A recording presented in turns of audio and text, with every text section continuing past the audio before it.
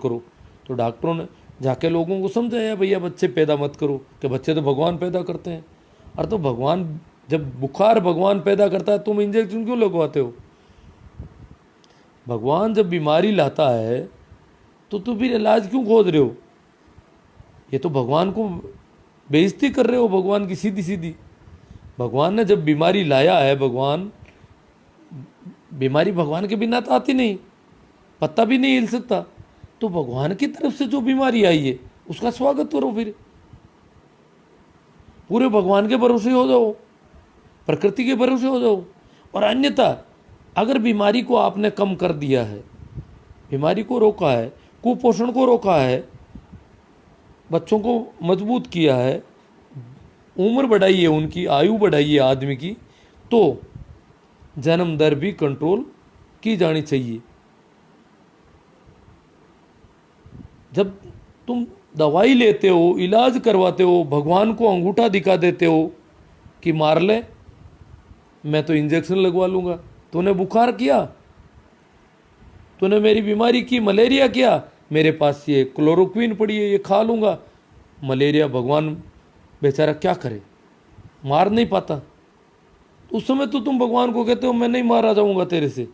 और अब जब डॉक्टर कहता है कि बच्चे पैदा करना बंद कर डाल, तब तुम कहते हो नहीं ये तो भगवान की देन है। बीमारी भी भगवान की देन है। भगवान की देन पर निर्भर होना तो दोनों तरफ से होना है। और अन्यथा भगवान के किसी काम को आपने रोका है तो दूसरे काम को भी उसी लिमिट में लाना पड़ेगा, उसी सीमा में लाना पड़ेगा। अन्यथा जनसंख्या जो वृद्धि, जो निरंतर वृद्धि हो रही है, निरंतर वृद्धि क्या करेगी आखिर? इस देश की कमजोरी का सबसे बड़ा कारण, ये देश अब तक काफ़ी ऊंचा उठ सकता था परंतु नहीं उठ पा रहा है। यहाँ काफ़ी टैलेंट हो गए, कई यहाँ अभी भी अस्पताल छोटे पड़ रहे हैं, यूनिवर्सिटी छोटी पड़ रही है, स्कूल छोटी पड़ रही है, आवास नहीं मिल रहे हैं। देश के बहुत सारे काम अटके हुए इस जनसंख्या वृद्धि की वजह से। कुपोषण के शिकार हैं, उनमें टैलेंट विकसित करना है, कौशल विकसित करना है, वो सारे जितने तरह के हम कर सकते हैं, जितने आदमी को जितना विकसित कर सकते हैं, जितने ऊंचा उठा सकते हैं, वो हम नहीं कर पा रहे हैं। क्यों? कि हमारे संसाधन रोज छोटे पड़ते जाते हैं। बहुत ज़्यादा आ रहा है विकास बार से, फिर भी हम जनसंख्या इस तेज़ी से बढ़ा लेते हैं कि हम वो भी नहीं कर, नहीं तो वो मजबूती नहीं। दूसरी, मानसिक रूप से मानसिक बीमारियां, जो जो जनसंख्या बढ़ी है मानसिक बीमारियां बढ़ती जा रही है। तो ये सब चीज़ें हमें देखनी है। और विशेषकर हम लोग गाँवों के लोग हैं, या ज़्यादातर मेरे से जुड़े हुए लोग हैं, तो गाँवों के लोगों को मानसिकता बदलनी पड़ेगी, स्त्रियों की और पुराने आदमियों की। कुछ तो नए लोग भी, मैंने कुछ नए बच्चों का मैं देख रहा हूँ रोज़, इसमें आता है फेसबुक पे, मैं बाप बन गया, मैं बाप बन गया, कूचल कूद मचाते हैं बहुत ज़्यादा। धन्य हो भाई, बन गए आप, बाप बन गए। कोई कहता मैं ये बन गया, मैं ये बन गया, जैसे कोई बहुत बड़े आयाम को छू लिया इन्होंने। आपके बच्चा पैदा हुआ है, उसको कुपोषित मत होने देना, उसका इलाज करना, उसमें कौशल विकसित करना, उसको शिक्षित करना, ये सारी जिम्मेवारियां हो गई अब आपके सामने। क्या बाप बन गया, बाप बनकर के कूदने लग गए? ये सारी जिम्मेदारियां निभाने का एक दायित्व बड़ा है, उस दायित्व को निभाने का संकल्प लेना है। और उस हिसाब से कोरा बाप बनकर उछलने कूदने लग जाते हैं जैसे कोई बहुत बड़ा चमत्कार, बहुत बड़ा कुछ कर लिया मैंने, इसी एकमात्र उत्पादन के रूप से देखते हैं। तो स्त्रियों की तो दशा, इसमें स्त्रियों की एक बहुत बड़ी समस्या है। जैसे ही शादी हुई, प्रत्येक स्त्री को एक चिंता सताने लगती है कि बच्चा कब होगा। ये बूढ़ी बुजुर्ग नहीं वालों, क्यों? एक और समस्या है, बच्चा अगर पैदा नहीं होता है तो आस पड़ोस के, मोहल्ले के, परिवार के ज़्यादा समय तक, हालांकि स्पेस भी रखती है, बीच में अंतराल रखती है, शुरू में नहीं भी चाहती है, परंतु एक डर प्रत्येक लड़की को, प्रत्येक युवती को है कि अगर बच्चा पैदा नहीं हुआ तो इस घर में मेरी हालत खराब होगी, मेरी स्थिति दयनीय रहेगी। जो भी देगा, अभी तेरे बच्चा ही नहीं हुआ, अभी तेरे, मतलब उसको इतना अपराध बोध से भर देते हैं। वो किसी से भी मिलती है, अभी नहीं हुआ, मतलब उसको फिर वो बेचारी पता नहीं कितनी तरह के प्रयास करती है बच्चा पैदा करने के लिए। कहाँ ज़रूरत है बच्चा पैदा करने की? बच्चे बहुत हैं, ये सभी हमारे ही बच्चे हैं। बच्चा पैदा करने के लिए जीवन को संकट में डाल देती है कई महिलाएं, क्योंकि उनको पता है कि गृहस्थी जमेगी नहीं बच्चा पैदा नहीं हुआ तो। बच्चे पैदा करने की मशीन समझ लिया है औरतों को। ये धारणा, ये मानसिकता इस देश के लोगों से निकलने में, बहुत ज़्यादा ऐसी औरतों से मिला हूँ जिनके बच्चा नहीं है। कोई कुछ ने कुत्ते पाल रखे हैं, कुछ ने और है, कुछ दूसरे बच्चे इधर उधर ला करके काम चला रही है, पता नहीं कितनी उनको।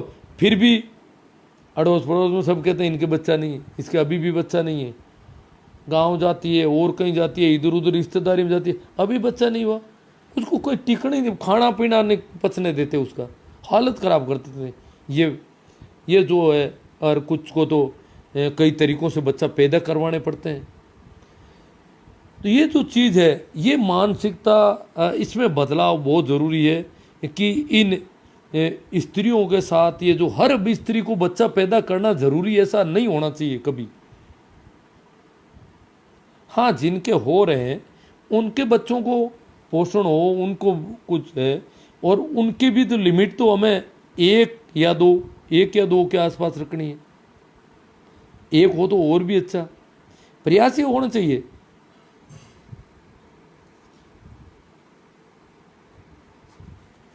तो मैंने अपनी वार्ता वैसे रख दी, मैं इतने ही पॉइंट देख पाया था। आप में से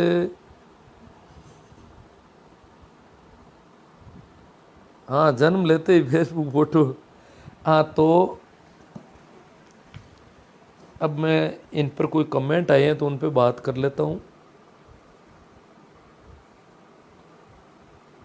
हाँ, सभी को मेरा राम राम, प्रणाम, नमस्कार।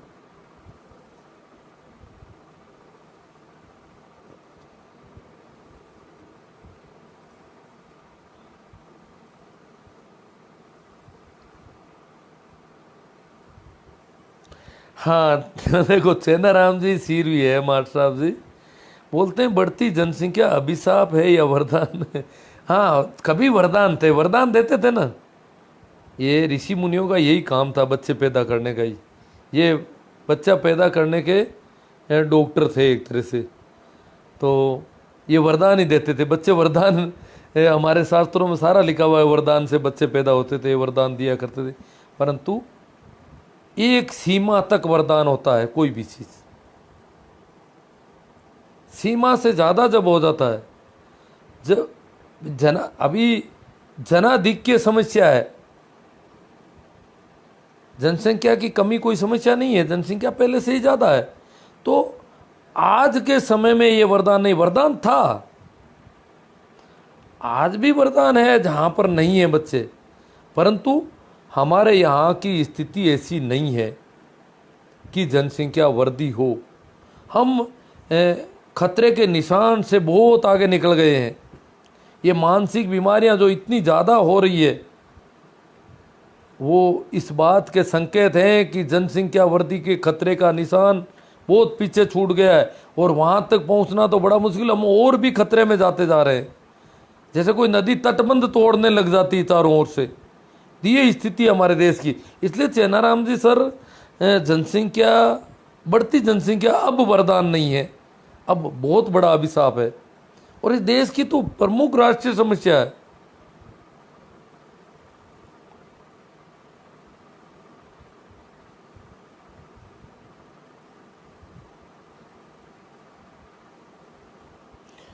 हाँ, हनु नागौरी जी, हनु जी क्या है कि ये चिकित्सा विभाग के आदमी हैं। अगर परिवार नियोजन सही काम करेगा तो इनकी दुकानें कैसे चलेगी। हाँ, ये बाबा लोग हैं ना, मुल्ले, मौलवी, धर्मगुरु। एक तो हमारे यहाँ पहले रामसुखदास नाम करके कोई बाबा था, उसका तो पूरा ही धंधा यही था, बच्चे पैदा करवाने। औरतों से घृणा करता था, नसबंदी की हुई औरतों से। तो ऐसे लोगों ने बहुत नुकसान है। जो जो लोग उनके अनुयायी थे, उन घरों में मैं देखता हूँ दया आती है, 10-10, 15-15 बच्चे पैदा कर लिए, क्योंकि उसने कह दिया कि तो भगवान देता है बच्चे। और उसने हमारे इलाके में बहुत ज़्यादा नुकसान किया। उन घरों को मैं अच्छी तरह से अलग अलग आइडेंटिटी, कभी भी मैं कहीं जाता हूँ और मुझे ज़्यादा बच्चे दिखाई देते हैं तो मैं चर्चा करता हूँ पता लग जाता है कि रामसुख दास को मानने वाले लोग हैं, और उसने बहुत ज़्यादा नुकसान हमारे इलाके में किया। पर सरकारें कभी ऐसे लोगों पर कोई कार्रवाई नहीं करती है। इनकी अपनी दुकानें, इनको तो बस हिंदू मुस्लिम ये बीमारियाँ हैं इनकी। तो अनु नागौर जी वास्तव में बहुत अच्छा कहा है आपने कि इनकी दुकानें नहीं चलेगी और कहाँ से अंधभक्तों की भीड़ मिलेगी। ये अंधभक्तों की भीड़, जो बढ़ती जनसंख्या है, जिनमें कोई मानसिक उनका ठीक ढंग से विकास नहीं होता, एजुकेशन पूरा मिलता नहीं, लालन पालन नहीं होती, इधर उधर गलियों में घूमते रहते हैं। तो व्हाट्सएप यूनिवर्सिटी, फेसबुक यूनिवर्सिटी में जो कचरा आता है वो दिमाग में ठूंसता जाता है। अगर बच्चे लिमिटेड हो, एक बच्चा हो, तो माँ बाप उसकी केयर करेंगे, वो उनके सानिध्य में रहेगा, और उसका एक यूँ नहीं है वो गलियों में घूमता रहेगा पूरे दिन भर। तो ये अंधभक्त जो होते हैं वो वही बच्चे होते हैं जिनके ज़्यादा इक्के दुक्के बच्चे हैं, वो अंधभक्त नहीं होते। उनमें टैलेंट भी विकसित होता है, कौशल भी विकसित होता है, पोषण भी अच्छा होता है, स्वास्थ्य सेवाएं भी उनको ठीक मिलती है। तो ये बहुत अच्छी बात है। वास्तव में ये शिक्षा विभाग के आदमी है, तो इनको पता है कि ये जो ज़्यादा जनसंख्या है वो अंधभक्ति को बढ़ावा देती है इनकी, और इनको धर्म गुरुओं को अंधभक्त चाहिए। कैलाश जी तो आजकल तो जन्म लेते ही फेसबुक पे फोटो आ जाती है गुरुजी। हाँ, बस मैं देखता हूँ, कहने को क्रांतिकारी कहते हैं और कूदने लग जाते हैं, बच्चा पैदा हो गया।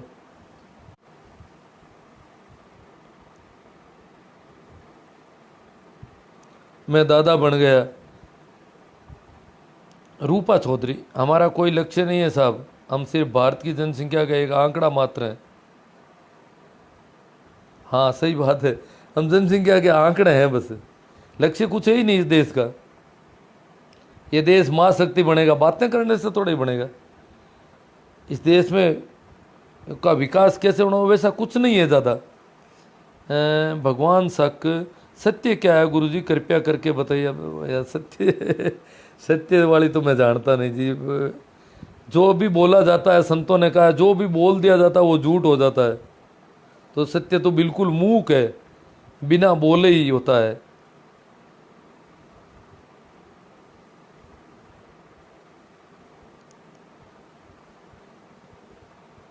तो ठीक है, जो भी कमेंट आए हैं शायद उन पे सब पे हो गई है। एक बार मैं थोड़ा सा और देख लेता हूँ।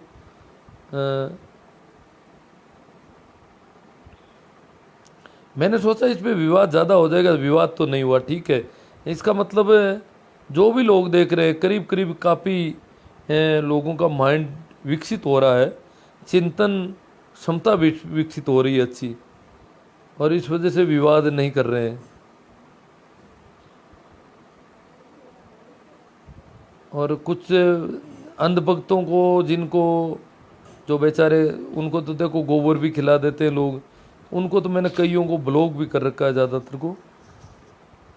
तो इसलिए वो बालक ईश्वर की देन है। ये जगराम जी आ गए, डूडी साहब। बालक ईश्वर की देन है, बीमारी भी ईश्वर की देन है। आप दवाई क्यों देते हो?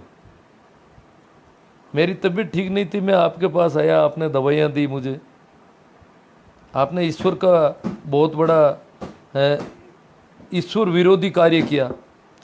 मुझे जो दवाइयाँ जगराम जी आपने दी, उसकी वजह से मेरा जो जुकाम की प्रॉब्लम थी वो दूर हो गई। प्रॉब्लम तो ईश्वर ने दी, और आपने ईश्वर की ऐसी तैसी कर दी बेचारे की। ईश्वर चाहता था कि मैं जुकाम और खांसी से कमज़ोर पड़ पड़ा के ख़त्म हो जाऊं, परंतु आपने ईश्वर को अंगूठा दिखा दिया कि मैं नहीं ख़त्म होने दूंगा। ये आपका काम ईश्वर विरोधी नहीं है। मेरी जुकाम बिना ईश्वर की देन के थी क्या? जुकाम भी तो ईश्वर की देन थी। बालक ईश्वर की देन है, तो बालक का मरना भी ईश्वर की देन है। मृत्यु दर को हमने जितना कंट्रोल किया है, अगर इसी प्रकार जनसंख्या बढ़ गई तो आपको पता है क्या हालत हो जाएगी हमारी।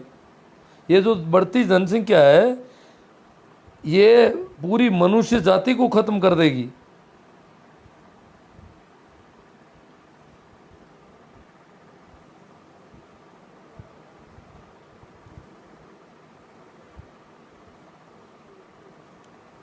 ये कमेंट इधर उधर रह जाते हैं भाई। शीश राम जी मील है, ये कह रहे हैं कि अगर परिवार नियोजन हो गया तो चमचे और अंधभक्त तो पैदा होने ही बंद हो जाएंगे। बात तो सही है। अब देखो चमचे और अंधभक्त एक ही है, वैरायटी है ये तो। वो क्या है कि उनकी पूंछ हिलाते घूमते हैं, चापलूस चापलूसी करने वाले लोग, तो ये तो पैदा ही नहीं होंगे। फिर इनके बिना ये चोर नेता क्या करेंगे बेचारे। देखो इन्होंने तो नेताओं को चोर ही कह दिया सभी को। तो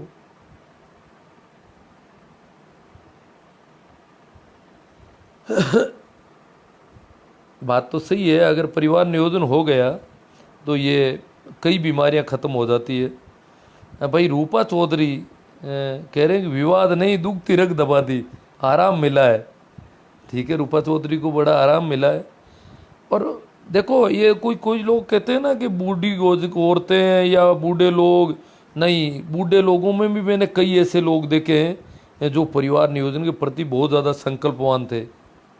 औरतें भी ऐसी है, कई अनपढ़ औरतें हैं और वो कहती है कि नहीं, परिवार नहीं बढ़ना चाहिए। उन्होंने अपने परिवार की लिमिट रखी, बहुत मेहनत की उन लोगों ने। यदि 2 लड़की हो गई और नसबंदी कराने की सोचते हैं तो उसको क्या बोलते हैं लोग, किशन सियाग बोलते हैं। नहीं, 2 लड़की या 1 लड़की पे भी अगर करवाए, वो लोगों की मानसिकता ही तो बाधक। बच्चे को ये नहीं है कि हम बच्चे बंद नहीं कर सकते, मानसिकता है। जैसे अभी जगराम जी डूडी साहब ने कहा कि ये तो ईश्वर की देन है। बच्चे पैदा होना ईश्वर की देन है, परंतु बच्चे मृत्यु दर कम कर दी, इसलिए हमें इस देन पर भी ध्यान रखना पड़ेगा। तो लोग बोलते हैं किशन सियाग जो नए जवान हैं उनकी दिक्कत है कि उनके 1 लड़की है या 2 लड़की है, वो सोचते हैं तो वो तो बड़ा मुश्किल हो जाता है। 2 लड़कियों पे कोई ऐसे लोग हैं, 1 लड़की पे मेरे एक मित्र हैं, 1 लड़की हुई और उन्होंने ऑपरेशन करवा लिया। 2 लड़कियों पे भी कईयों ने ऑपरेशन करवाए हैं, क्योंकि वो नहीं चाहते कि बढ़ाया जाए। हम तो एक का ही पालन पोषण ढंग से कर पाएंगे, जितना होगा पूरा प्रेम, पूरा जो भी है इसके इर्द गिर्द हम पूरी मेहनत करेंगे। तो ये ऐसा है। परंतु लड़का अगर हो तो कोई दिक्कत नहीं, लड़की है तो ये दिक्कत हो रही है। यह लैंगिक जो भेदभाव है इस देश का, ये बड़ी दिक्कत है। उस पर मैंने पहले भी सेशन किए थे, आपको यूट्यूब पर मिल जाएंगे। तो ये लड़की और लड़का वाली बीमारी, ये यहाँ की सबसे बड़ी समस्या है। और इसकी वजह से एक बहुत बड़ा और हो गया है असंतुलन, लैंगिक असंतुलन जो है वो बहुत बड़ा असंतोष पैदा कर सकता है आने वाले समय में। क्योंकि जब कंवारों की संख्या बहुत ज़्यादा बढ़ जाएगी तो बूढ़ी औरत का भी शायद अकेले में निकलना मुश्किल हो जाएगा फिर। तो ये जो हम कंवारों की तादाद बढ़ा रहे हैं और ये जो लैंगिक अनुपात हमने बदल दिया, लैंगिक अनुपात बदलने का कारण क्या है? इस देश की मानसिकता वो लैंगिक अनुपात को खराब कर रही है। जितने ज़्यादा समझदार लोग हैं, बुद्धिजीवी समझते हैं, जितने ज़्यादा सभ्य समाज हैं, उनमें लैंगिक असंतुलन ज़्यादा है। आदिवासियों में सबसे कम है लैंगिक असंतुलन, और जितने ज़्यादा सभ्य जो कहलाते हैं उनमें ज़्यादा है। तो इसका मतलब सभ्यता के जो मापदंड है वो स्त्री विरोधी है पूरे के पूरे। और इस वजह से लड़की पैदा हो गई और हम रोक नहीं पाते हैं, ये सबसे बड़ी समस्या है। लड़का तो 2 लड़के हो ऑपरेशन कराओ तो, या 1 लड़का पे कराओ तो कोई दिक्कत नहीं, पर लड़कियों के मामले में ये बड़ा अलग तरह का मापदंड है। और अब तो हमारे जो राजस्थान जैसे राज्य में सरकारी नौकरी वाले या पंचायत राज के चुनाव की इच्छा रखने वालों के लिए बहुत बड़ी प्रॉब्लम हो गई है। उनके 2 लड़कियां हो जाती है, तीसरी लड़की का मतलब इंक्रीमेंट बंद। तो ये पता नहीं कितने साम दाम दंड भेद अभी तो चला रहे हैं इधर उधर, ये बड़ा मुश्किल मामला हो गया। तो वो क्या करेंगे? लड़कियों को मारे हैं, क्या करें? क्योंकि लड़कियों को तो समाज तो अलाउ ही नहीं करता है कि कोरी लड़कियां हैं, इसने ऑपरेशन करवा लिया। तो इस समाज की जो मानसिकता है वो बदलने के लिए हम प्रयास करें, और आप लोगों का अच्छा सहयोग मिल रहा है। और इसके संबंध में मेरे लाइव सेशन लड़कियों के संबंध में लैंगिक असंतुलन और जेंडर संवेदनशीलता पर कुछ कर रखे हैं। ज़्यादा तो मैं इस पर कर नहीं रहा हूँ अभी सार्वजनिक रूप से। कुछ लोगों ने वैसे छोटे सेशन में कई जगह सुन रखा है मेरे को, परंतु वो सारी बातें यहाँ अभी मैं नहीं कहना चाहता। कुछ मेरी अपनी सीमाएं हैं, परंतु फिर भी कुछ ऐसे सेशन हैं उनको आप इधर उधर फैलाओगे तो उनका असर पड़ेगा और लड़कियों के प्रति एक सोच में बदलाव आएगा। स्त्री जाति के प्रति जो सोच है हमारे देश में, जो अलग तरह के मापदंड, ये जो बेटी बचाओ वाली बात कर रहे हैं ना, ये बहुत बदमाश लोग हैं। इनको बेटियां नहीं बचानी है। ये बेटी को उसी स्थिति में बचानी चाहती जिस स्थिति में अभी है, ऐसे नहीं बचेगी बेटी। समाज के सोचने का नजरिया बदलेगा। बेटे और बेटी के, लड़के और लड़की के संबंध में मापदंड बदलेंगे। एक लड़की 3 दिन कहीं रह गई और एक लड़का 3 दिन कहीं रह गया तो ये इसका बराबर माप होगा। ये नहीं है कि लड़की 5 मिनट लेट आई वहां से, 5 मिनट कहाँ रह गई, 10 मिनट कहाँ रुक गई। लड़का 10 दिन से आ रहा है, कोई दिक्कत नहीं, कहाँ गया ये भी पता नहीं, फिर भी कोई दिक्कत नहीं। और ये 10 मिनट कैसे लेट हो गई, कहाँ रुकी थी, 10 मिनट कहाँ, बताओ 10 मिनट का हिसाब। ये मापदंड है, ये समाज की अलग है। एक लड़की कहीं किसी के साथ में घूमने चली जाए 4 दिन के लिए, तो ये अभी हमारा समाज अलाउ नहीं कर सकता किसी भी कंडीशन में। ये मापदंड अलग है, लड़के के लिए नहीं है ऐसा। लड़का चाहे 10 मिनट लेट हो, घंटा लेट हो, रात को घूमो, दिन को घूमो, कभी भी घूमो, इधर जाओ, कहीं भी जाओ। लड़की तो अपने घर में हंस नहीं सकती, बोल नहीं सकती, दौड़ नहीं सकती, कूद नहीं सकती, पूरी तरह से बांध दिया उसको, सारी इज्जत का ठेका दे दिया उसको। ये जो मापदंड जब तक नहीं बदलेंगे तब तक बचना बड़ा मुश्किल है। ये जो बेटियों के पक्ष में जो वातावरण है वो बड़ा मुश्किल है बनना। तो और तो क्या है, तो किशन जी सियाग आपकी समस्या सही है। हाँ, रूपा चौधरी कहते हैं अगर ये जेंडर संतुलन और बिगड़ गया तो परिणाम घातक होगा। परिणाम घातक होगा मतलब आप खड़े हैं और आपके साथ में कोई लड़की खड़ी है, 2 जने आगे पकड़ के ले जाएंगे आपको और मारेंगे अगर बोलोगे तो। क्योंकि दशा बहुत अंधे हो रहे हैं लोग, बिल्कुल मानसिक रूप से विकृत हो रहे हैं। ये 4-4 साल की, 2-2 साल की लड़कियां इस देश में क्या हो रहा है सारी। अब कोई कहते हैं पशुता कर दी, जानवरों जैसा करते कर दिया। जानवर है, कौन से जानवर करते हैं तुम्हारे जैसे गंदे करते? कभी देखा किसी जानवर ने बिना मैच्योर किसी विपरीत लिंग को छेड़ते हुए? हमारी हालत क्या है। और ये और ज़्यादा बिगड़ जाएगी। रूपा चौधरी बिल्कुल नए लड़के लग रहे हैं, पर काफ़ी अच्छी समझ है इनकी कि ये बिगड़ गया तो परिणाम बहुत घातक होंगे और होंगे। बहुत अच्छी सोच है। ये नए जवान अगर इस प्रकार की बात करेंगे तो ये बात दूर तक जाएगी। ठीक है मित्रों, आप लोगों ने अच्छा सहयोग दिया और आप इसे और आगे से आगे बढ़ाएं। गिरधारी सिंह मेरा विकृत मानसिकता का प्रदर्शन करते हैं कुछ लोग तो ऐसा करके। हाँ, विकृत मानसिकता नहीं, वो तो उनकी परेशानी है भाई। अगर आप लड़की के, तो इस देश में वैसे तो देखो द्रौपदी के 5 पति थे और भी ऐसे कुछ उदाहरण मिल सकते हैं, परंतु अभी हमारे यहाँ समस्या क्या है, एक किसी की पत्नी है तो दूसरा उसको देख नहीं सकता, वो घूंघट में दबा रखी है, टच कर नहीं सकता। ऐसे नहीं है बिल्कुल, और बिल्कुल आंख से आंख है। तो इस प्रकार जब इतने भूखे होंगे, इतने दुखी होंगे, तो 2-2, 4-4 साल की बच्चों को चॉकलेट देने क्यों? उनको नींद ही नहीं आती रात और दिन, बहुत परेशान रहते हैं। तो वो एक तरह से मानसिक रूप से बीमार हो रहे हैं इस वजह से, क्योंकि ये ज़रूरत है एक दूसरे की। आज अगर जितनी लड़कियां अगर बहुत ज़्यादा हो जाए और लड़के कम बढ़ जाए तो लड़कियों में भी ये मानसिक विकृति आ सकती है। तो विकृति इसका कारण है। भागीरथ जी राजपुरोहित नौका से गुरुदेव धनी तो पशुओं के भी हो तो सही नहीं है, मेरे बींदनी के गणी होते हैं, बींदनी के धनी होते हैं, आपका वक्तव्य बहुत गुदगुदाता है। हाँ वो धनी वाले पहले पुराने सुन रखे हैं ठीक है भागीरथ जी। भागीरथ जी ने क्या है, टीचिंग कैंप में पहले हमारे साथ रह चुके हैं कई बार, तो अब ये क्या है कि बहुत दूर चले गए, अब मैं भी कैंपों में नहीं जा पा रहा, तो अब यहाँ मिल लेते हैं ये। तो ठीक है मित्रों, आप सबने बहुत अच्छा सहयोग दिया, इस सब के लिए आभार। एक बार फिर मेरा आप सबको प्रणाम, नमस्कार, राम राम।